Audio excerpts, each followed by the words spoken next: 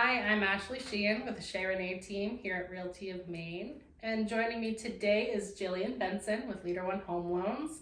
She has volunteered her time to chat with us today too. We are gonna bust some mortgage myths. All right, let's start with the first one.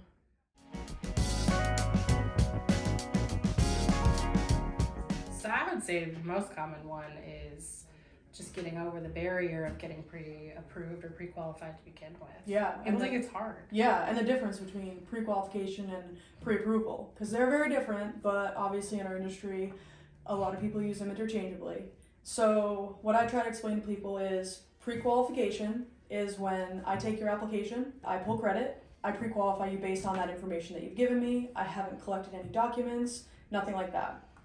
Pre-approval is where I take your application, I pull credit, and then I collect all your documents. I'm collecting your W-2s, I'm collecting your tax returns, collecting pay stubs, bank statements, and I'm taking that whole package and I'm sending it through our underwriting team. And our underwriter is pre-approving that loan file. Yep. The more thorough one is the pre-approval, for sure. Thorough for sure. Absolutely. Sounds cool. Yeah. Both of them are good. Oh yeah, both get the job. As long as you have one, you can look at houses for sure. Absolutely.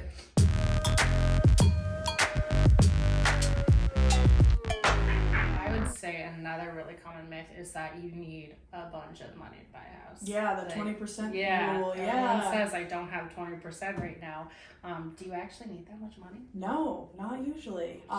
That's probably one of my favorite myths to bust when people call. It's a fun one. Yeah, and they're like, I really want to buy a house. I'm definitely not ready. I don't have the 20% down. And I'm like, oh wait, It's gonna be a good day for you. Yeah. Let's educate. Maybe break down some of the options you have. Yeah, absolutely. So we have the VA, which is 0% down, and then we have USDA, the Rural Development Loan, which is 0% down in most rural areas outside of cities. Then we have conventional, 3%, which is awesome for the right buyer, under a certain income limit and first-time home buyers. We have FHA, which is a minimum of 3.5% down, which is an awesome option for a lot of people.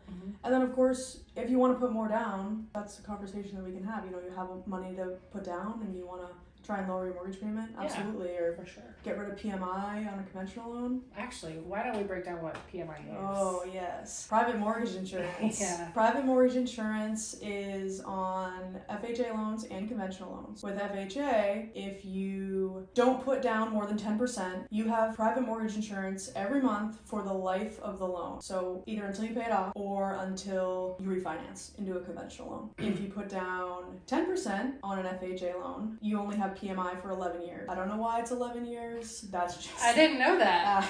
It's 11 years. For conventional loans, you have PMI until you own 20% of the property, until your loan to value goes to 80%. And depending on your credit score, it can be a lot of money a month that you're saving by not having PMI. Yeah. With conventional, you have multiple different down payments, right? It varies. The minimum for some qualified buyers is 3%, but typically, 5. I've seen 10 and 20, is that right? Yeah, but you can go anywhere in between. Oh, you can? Yeah. Cool.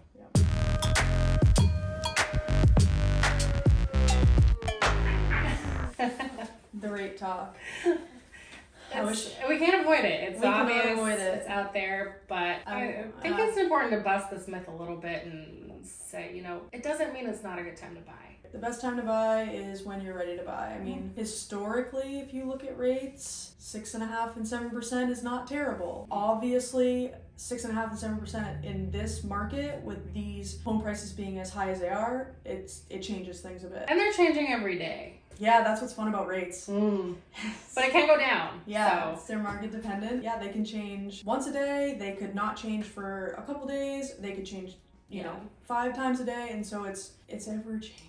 It's added some barriers and it's made things a little bit trickier in terms of budget, but at the end of the day, the right house is going to come along when it comes. What's that saying? The interest rate of renting is 100%. True. Yeah. Marry the house, date the rate. People love to say that. They do. I think I like it too.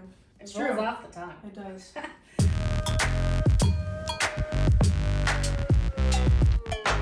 I don't think all lenders are created equal or are the same in terms of every part of the job. You know, how they run their business or There's so much loan to program. Yeah, I'm good friends with a lot of lenders in the area that work for banks or other, you know, direct lenders, and they offer different products than I do. Mhm. They also offer different terms, and they can do different things. So no, we're not all created equally, and I think that finding a lender that can put you in the best product for you and give you the best experience is the right lender for you. Because as you know, and everybody knows, it can be a stressful process that sometimes people will only do once or twice in their life. Uh-huh. So why not have it be the smoothest, most enjoyable process? Absolutely. It's one of the biggest investments you're ever going to make. And you want people on your side that you trust. Yep. That are there for you. That you can talk to. And really just meet the needs that you have as a consumer.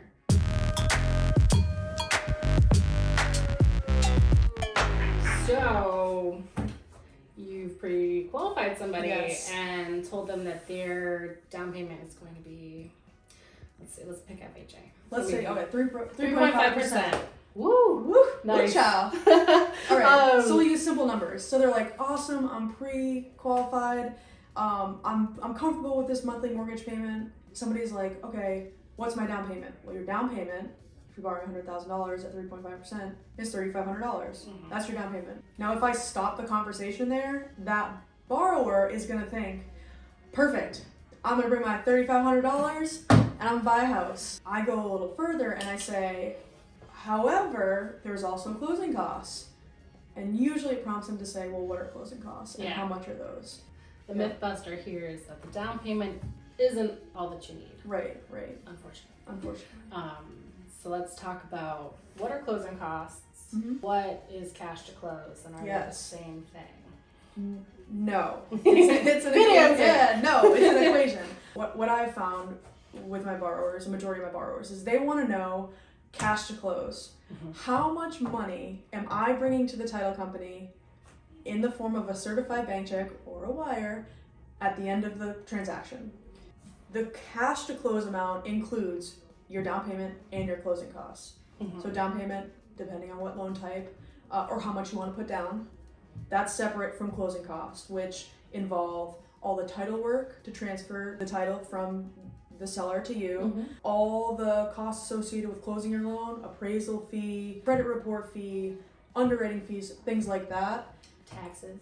And also, yes, your wait, taxes. That's different. That's your right. prepaid Prepaids taxes. and escrows. Correct. In those closing costs counts your prepaids for your taxes and your homeowner's insurance, so that your escrow account never goes into the negative. You know, you start with a good solid escrow account. Yeah. So it's all encompassing and it's an equation, but I'll tell you, yeah. when you look at a house and you love it and you want to make an offer, I'm going to say give Jillian a call and figure out what your cash to close is. Because you want to make sure that house, you know exactly what kind of money is coming out of your pocket so you can afford it before you ratify a contract that you are responsible for upholding. Yeah, absolutely. So it's good stuff. I don't know. So 3 categories: down payment, closing costs equals cash close. Cash close.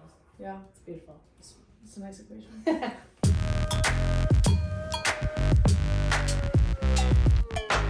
The cash to close. Okay, so we call it cash to close, right? Yeah. At least that's what we call it at my company, cash to close. That's what I've But always can be a heard. little deceiving because it's not actually cash. True. Which is one of the other myths that I really love to talk about. Oh. Cash. Let's do it. Yeah. Cash. So cash is king in a lot of places. Unfortunately, in the mortgage world, it is not king. It's not. It doesn't fall anywhere in that. We don't like it. We don't like it. Cash is no bueno. And that is because cash is impossible to track.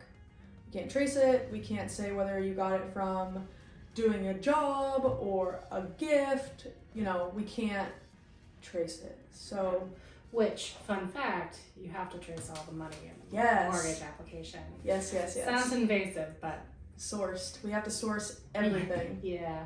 They're giving it a lot of money at the end of the day. So. That's true. Thank you for tuning in and watching Ashley and I's first YouTube video. Busted some myths today. It's been fun. Yep. 1 for 1 on the YouTube videos. Thanks for coming, Jillian. Thanks for having me. Thanks for watching. Julie wants me to ask you to like and subscribe.